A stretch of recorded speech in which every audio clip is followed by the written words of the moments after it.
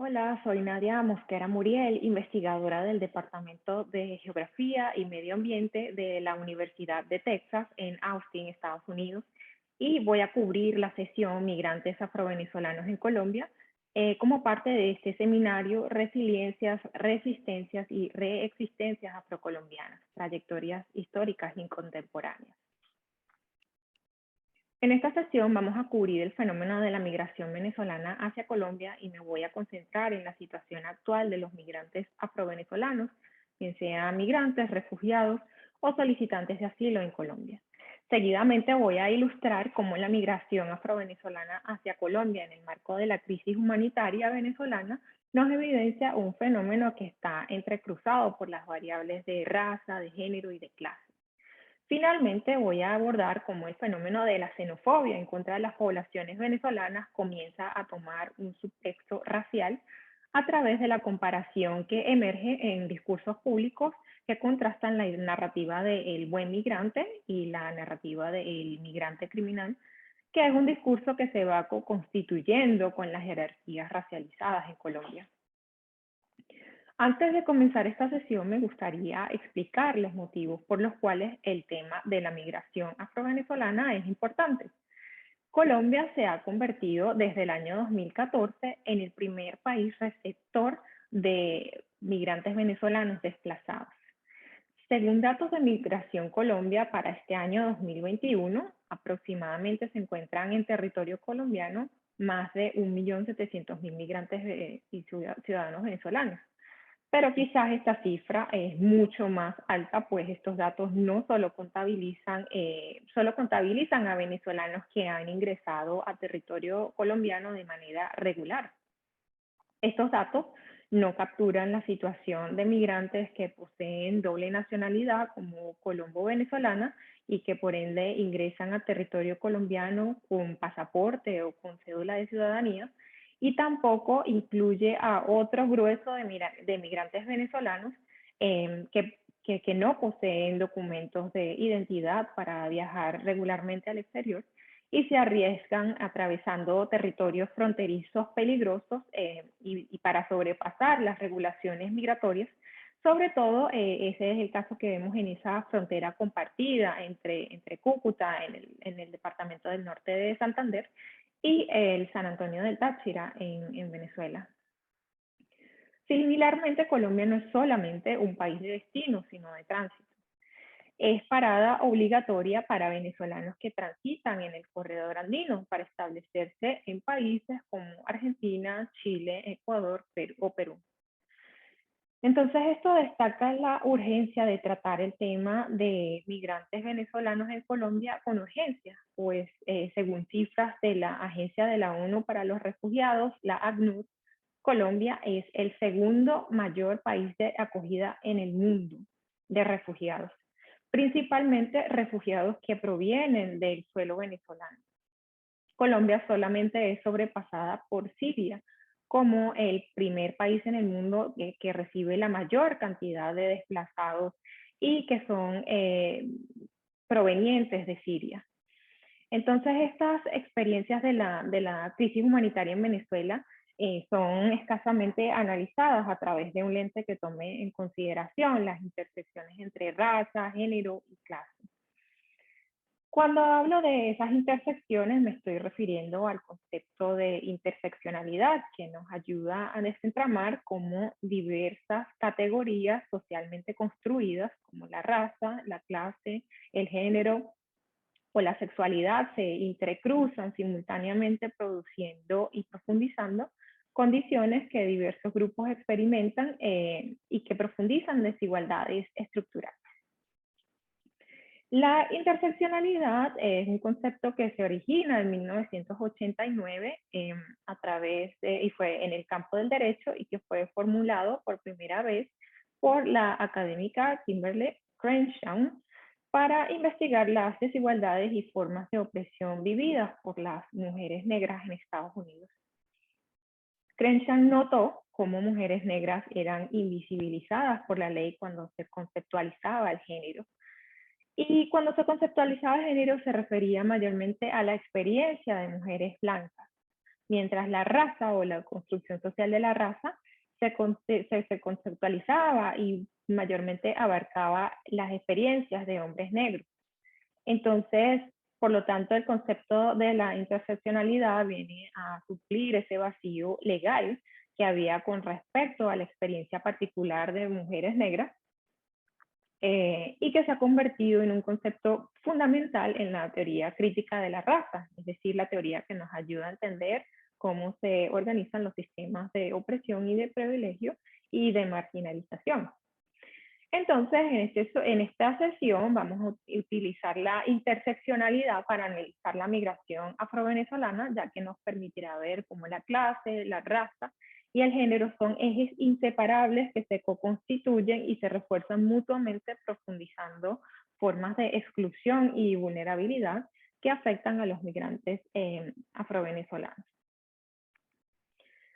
Ahora bien, cuando nos adentramos en analizar estas dinámicas de migración de forma interseccional, debemos tomar en consideración el contexto. Nos encontramos actualmente en el contexto de una pandemia global, pero también hay que entender que cuando se habla del caso de Venezuela en Colombia, muchas veces se utiliza para influenciar patrones y comportamientos electorales.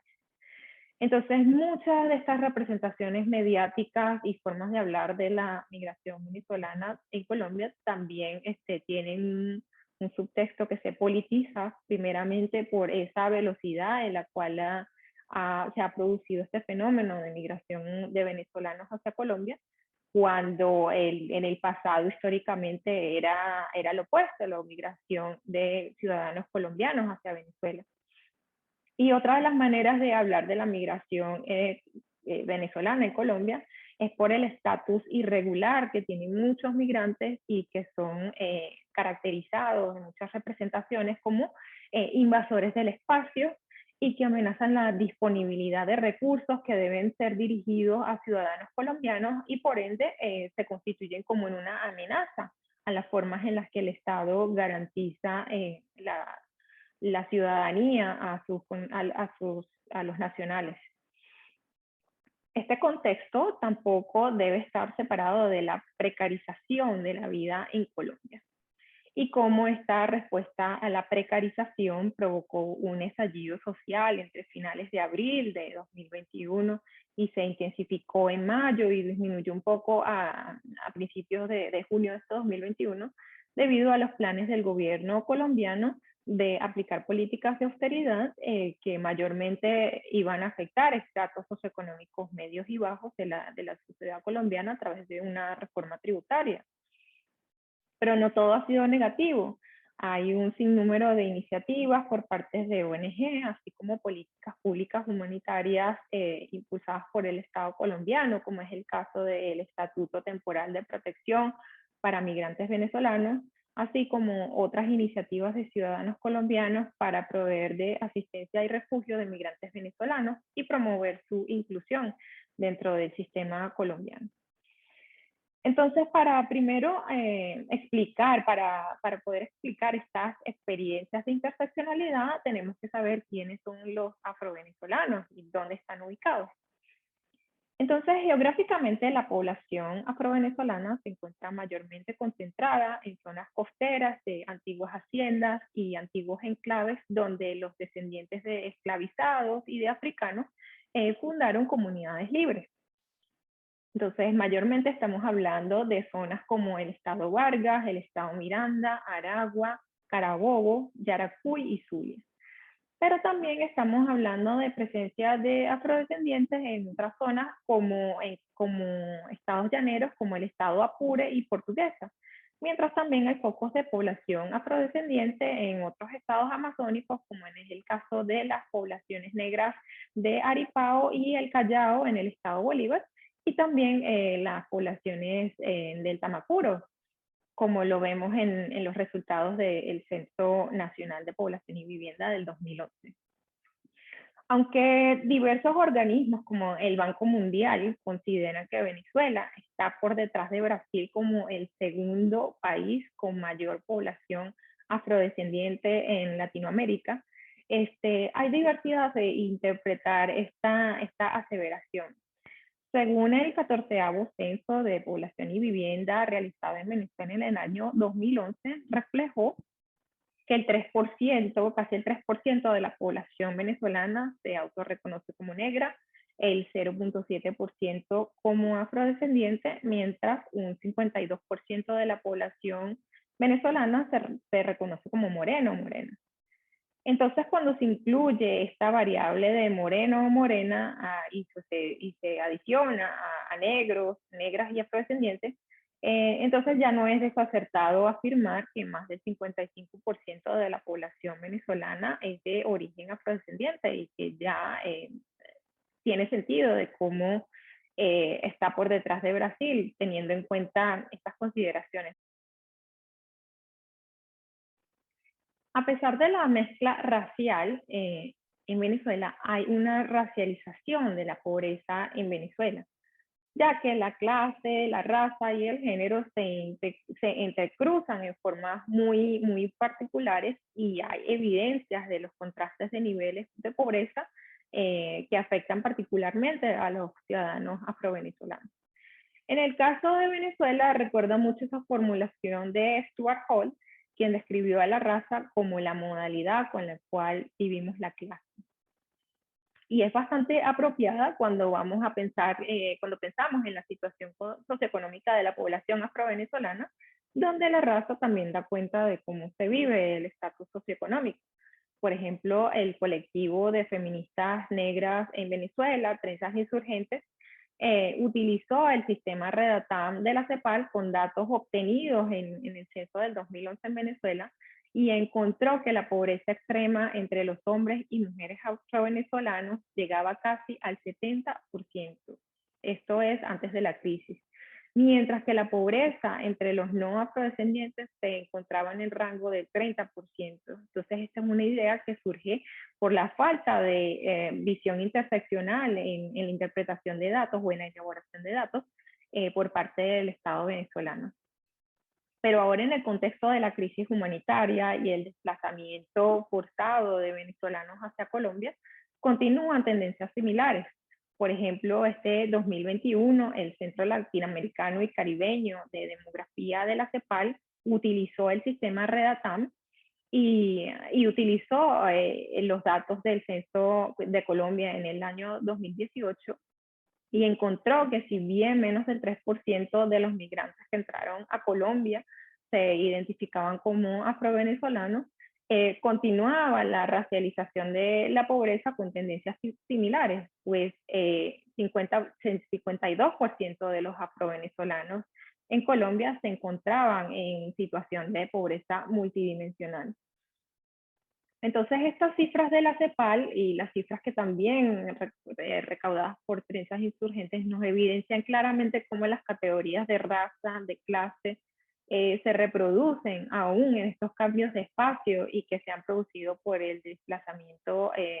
forzado y la migración de muchos venezolanos huyendo de la crisis humanitaria en Venezuela.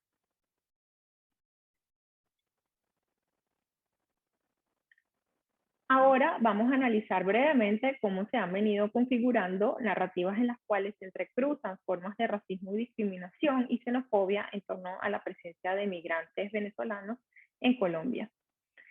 Gran parte de los migrantes venezolanos navegan diversas capas de vulnerabilidad, principalmente por la falta de documentos de identidad que permitan su regularización en Colombia. Estas vulnerabilidades intensifican barreras en el acceso al mercado laboral, a los regímenes de salud y pensiones,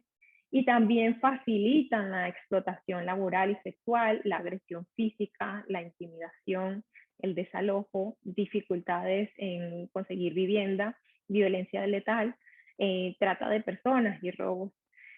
Y estas vulnerabilidades coexisten también al tiempo con discursos xenófobos y que tienen un subtexto de racialización. Recordemos que la racialización no es más que el proceso a través del cual las ideas de raza son construidas y comienzan a operar bajo las lógicas de un determinado contexto. Entonces, otro punto que viene a alimentar discursos de xenofobia es el racismo. Una de las maneras de abordar el fenómeno del racismo es pensar en la producción de la vulnerabilidad y la explotación entre grupos, incluyendo la muerte prematura, tal como lo propone desde el campo de la geografía radical la profesora Ruth Wilson Gilmore. Entonces, para hacer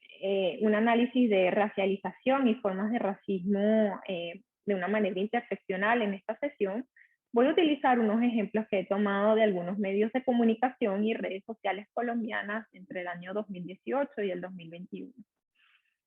Un común denominador entre estos ejemplos es que los discursos de xenofobia son más visiblemente movilizados en la opinión pública por parte de figuras políticas. Así como también hay una mayor cobertura muy particular de medios de comunicación hacia grupos de migrantes venezolanos y que también son alimentadas con opiniones que circulan en redes sociales. Entonces, en estos discursos se logran distinguir dos agentes o dos procesos racializadores. Un discurso que racializa a través de lenguajes de ilegalidad, de higiene, de salud y de inseguridad, mientras por otra parte se racializa para contrarrestar el fenómeno de la xenofobia cuando se hacen comparaciones intragrupales de experiencias de migrantes venezolanos que son mediadas a través de imágenes de blanquitud. En la primera dimensión de estos discursos me voy a centrar en tres figuras. Una de ellas es el alcalde Luis Eduardo Castro de Yopal, en la capital del departamento del Casanare. Y me voy a centrar en Rodolfo Hernández, alcalde de Bucaramanga en el departamento de Santander, y la alcaldesa de Bogotá, Claudia López, ya que sus discursos son bastante importantes porque todos están ubicados en zonas urbanas de Colombia y también han tenido mucha cobertura por parte de medios de comunicación. El alcalde de Yopal, Luis Eduardo Castro, ha sido muy controversial en este 2021 por dar públicamente declaraciones en contra de migrantes venezolanos. En una de sus declaraciones, el alcalde Castro relaciona la migración venezolana con el aumento de actos delictivos y de inseguridad en Yopal. Por ejemplo, en una reunión de trabajo en agosto de 2021 que fue difundida por Facebook, cuando un periodista le habló al alcalde de episodios de criminalidad en uno de los barrios, un conocido barrio de Yopal, el alcalde insinuó que en el pasado la comunidad venezolana alojada en ese sector había estado involucrada en el alteramiento del orden y de las buenas costumbres en ese vecindario. Y ante un supuesto repunte de criminalidad en esa área, el alcalde dijo: a los habitantes del barrio San Martín se les dijo que no arrienden a venezolanos. También el alcalde Castro ha dado declaraciones donde cosifica a trabajadoras sexuales, tanto colombianas como venezolanas del Yopal, cuando recientemente invitó a los caballeros colombianos a consumir producto nacional. Estas declaraciones recurren a discursos machistas de cosificación, es decir, expresar que las mujeres son cosas que deben ser consumidas, mientras la xenofobia se ejerce en este contexto al inferir que ambos grupos de trabajadoras sexuales se encuentran en disputa por el monopolio de la ciudad de Yopal, al tiempo que propone resolver esas disputas cuando invita a los hombres de Yopal a solicitar únicamente el trabajo sexual de mujeres colombianas. Estas opiniones del alcalde se conectan con narrativas de hipersexualidad, es decir, estereotipos que son muy centrales a la racialización de cuerpos colonizados y especialmente de mujeres, y que presumen una sexualidad incontrolable, desviada y todo el tiempo disponible, y que son discursos que han moldeado formas muy particulares de representar a la mujer venezolana migrante, quienes han sido construidas como hipersexuales o como solamente trabajadoras sexuales, mientras se oculta otra realidad. De acuerdo a cifras de la ONG Migración Venezuela en el año 2019, esta ONG encontró que el 74% de las mujeres venezolanas migrantes entre los 15 y 24 años han sido víctimas de explotación sexual en Colombia. Mientras hay un claro componente xenófobo y discriminatorio en ambas declaraciones del alcalde Castro, no hay que dejar de lado cómo el alcalde se involucra en la creación de ideas de sentido común de un migrante peligroso, que es una construcción que recae principalmente sobre cuerpos racializados. Un sector importante de la migración venezolana que se asienta en la ciudad de Yopal proviene de estados llaneros fronterizos con Colombia, especialmente del estado Apure. Apure tiene una alta presencia de población autorreconocida como afrovenezolana, pues el 69% de los apureños se identifican como negro, negra, moreno, morena o afrodescendiente. Y este también es un estado rural con importantes niveles de pobreza y últimamente expulsor de venezolanos desplazados por la violencia fronteriza originada por disputas que se han dado entre disidencias de las guerrillas en Arauca y del ejército venezolano en Apure por el control de esas fronteras. Entonces, estos discursos donde coexiste la construcción de la criminalización y la hipersexualidad a través de la nacionalidad, revela también cómo hay un entrecruzamiento importante de variables de raza, de género y de clase en representaciones de la población que hace el alcalde de la población venezolana en Yopal. Otro ejemplo donde se producen discursos que se enmarcan a través de la hiperfertilidad y racialización de la pobreza lo encontramos en las declaraciones del alcalde de Bucaramanga, Rodolfo Hernández, quien dijo que las mujeres venezolanas que llegan al departamento de Santander son máquinas de hacer chinitos pobres, cuando representó el nacimiento de 400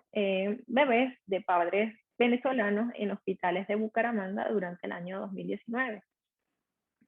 Entonces recordemos que estas jerarquizaciones se hacen muy presentes cuando hablamos de las relaciones entre clase y raza y cuando hablamos de poblaciones que están mucho más empobrecidas y cómo se busca y se habla del control de la natalidad o de la necesidad de control de la natalidad o de la demonización de la fertilidad de cuerpos de mujeres que son racializadas, ¿no? Que se hacen muy presentes en esta aseveración de el alcalde Rodolfo Hernández.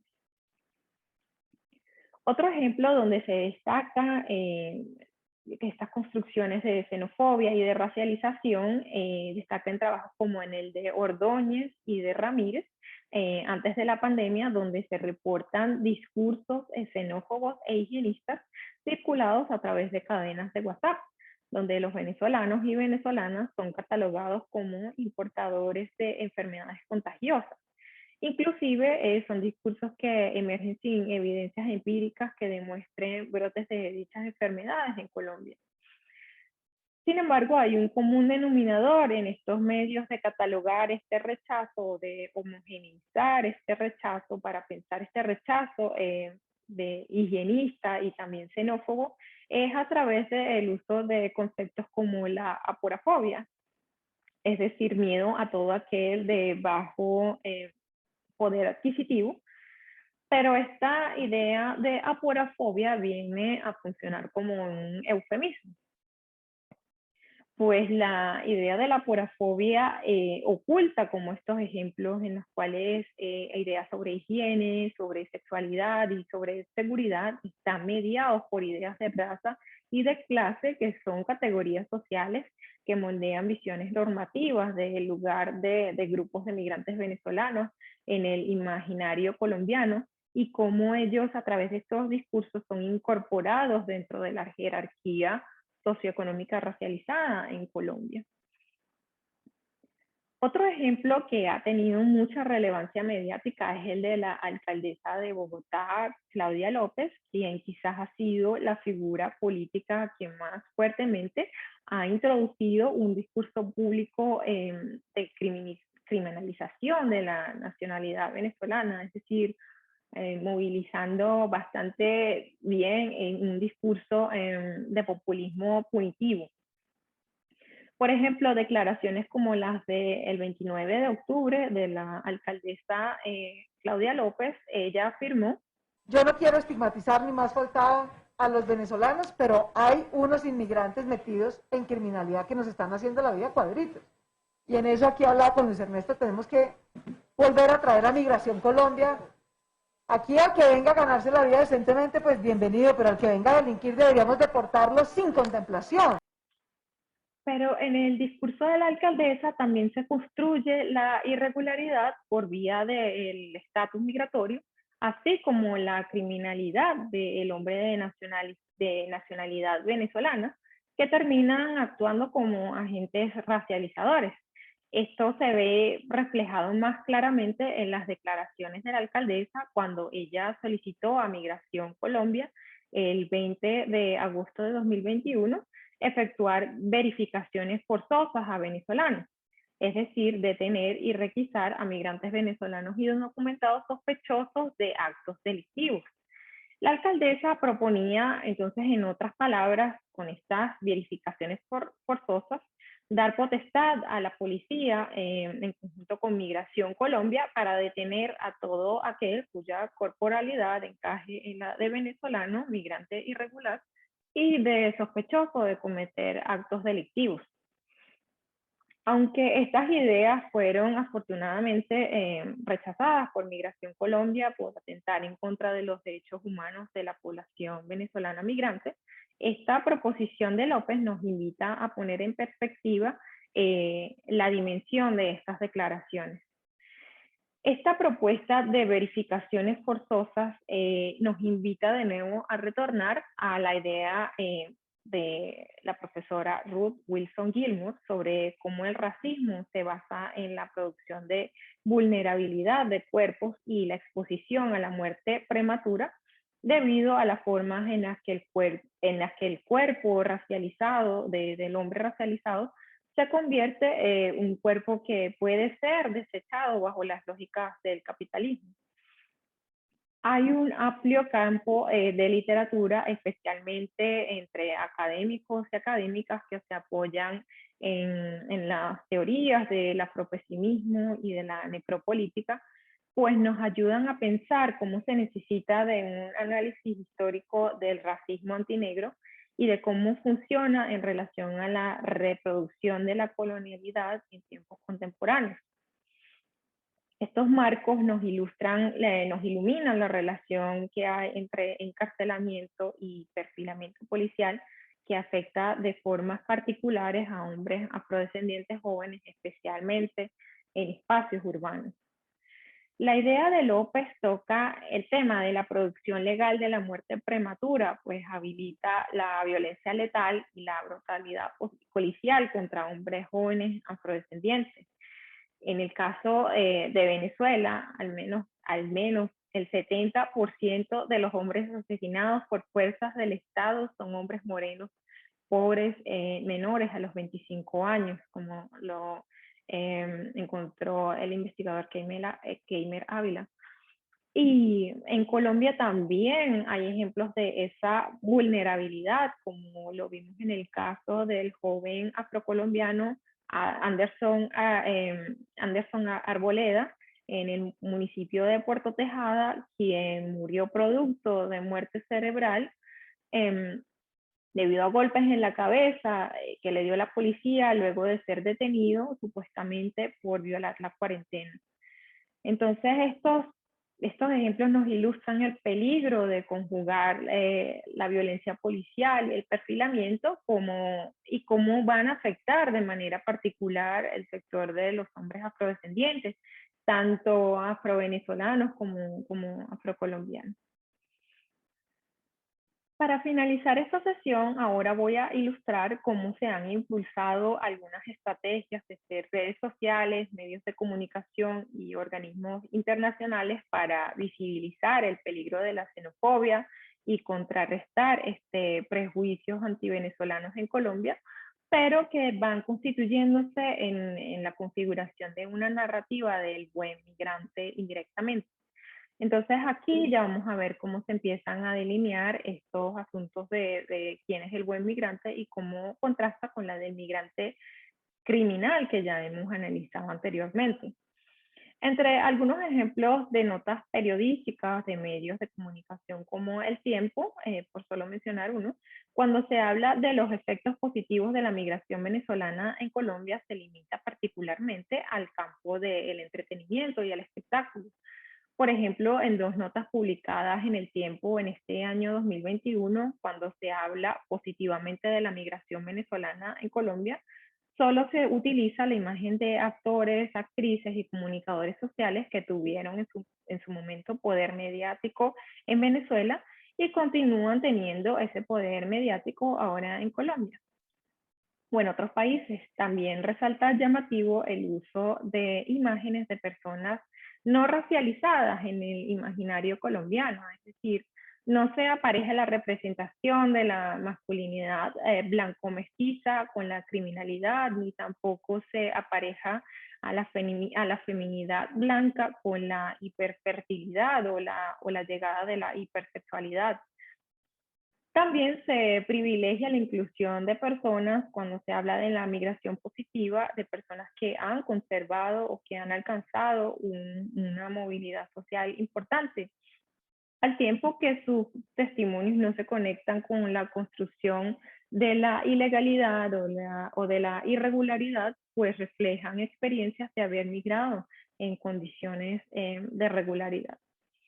Asimismo, también se ven en algunas estrategias de algunas organizaciones internacionales que también favorecen estos mismos cánones, es decir, la inclusión de figuras que manejan perfiles similares de prestigio y de visibilidad mediática, a expensas de la invisibilización de otras voces en esta conversación sobre la xenofobia. Sin embargo, es en estas representaciones para contrarrestar la xenofobia que se empiezan a distinguir jerarquías raciales internas que estratifican a los venezolanos en ciertos grupos y que son mediadas por la valorización de la blanquitud cuando se hablan de modelos positivos de migración en Colombia. Entonces, estas imágenes no solo encajan en ideologías que entrelazan la idea de la blanquitud con la de la migración ordenada, pero que traen como efecto ulterior el mantenimiento del status quo de jerarquías raciales y socioeconómicas en Colombia. Es decir, esta inclusión no amenaza esas jerarquías que ya están constituidas. Entonces, estas representaciones de inclusión de la migración venezolana son sostenidas en tensión con las descripciones que vimos previamente y que movilizan algunas figuras políticas y que tienen un efecto importante en la reproducción de la xenofobia y la criminalización en el día a día de migrantes venezolanos en los diversos espacios donde se han ubicado. Lo que quiero decir es que hay un subtexto en el que la blanquitud se emplea para representar quién es el migrante aceptable y deseable en Colombia, mientras contrasta muy fuertemente con la migración de otros migrantes, las últimas oleadas de otros migrantes, que ya están muchísimo más conectadas esas representaciones con la criminalización. Entonces, esta idea del buen migrante privilegia a quien ingresa al país de forma regular, es de clase media, es de piel clara, y que ha podido mantener estas formas de movilidad social en ambos países. Sin embargo, y para finalizar esta sesión, estas formas de movilidad se han podido ejercer no solo a través de la migración voluntaria, sino como en el acceso a servicios consulares y de embajadas antes de la crisis, mientras los migrantes más recientes no han contado con los mismos escenarios favorables y por ende es mucho más compleja su integración en el sistema laboral, educativo y de salud de Colombia. Entonces, enfrentando una fuerte problemática que aún debe ser abordada desde diferentes perspectivas por parte de los planificadores públicos del Estado colombiano. Entonces, para recapitular esta sesión y finalizarla, hemos utilizado el concepto de la interseccionalidad para entender cómo hay una fuerte correlación entre la raza con los índices de pobreza y exclusión, que son un común denominador entre venezolanos migrantes en Colombia de los sectores socioeconómicos más bajos. Y también hemos analizado cómo mucha de la criminalización y de la xenofobia se hace a partir de un subtexto de racialización que opera de formas distintas en hombres y mujeres racializados. Y vimos cómo esas formas de discutir la migración en estos espacios reifican de forma particular y afectan a la población de origen afro-venezolano en Colombia. Y finalmente, pues la interseccionalidad nos ayudó a descifrar esa interacción entre estos procesos de producción de racismo y de xenofobia que configuran y que también promueven la reificación o refuerzan nuevas jerarquías y exclusiones estructurales en Colombia que afectan de manera particular a la población migrante afrovenezolana en Colombia.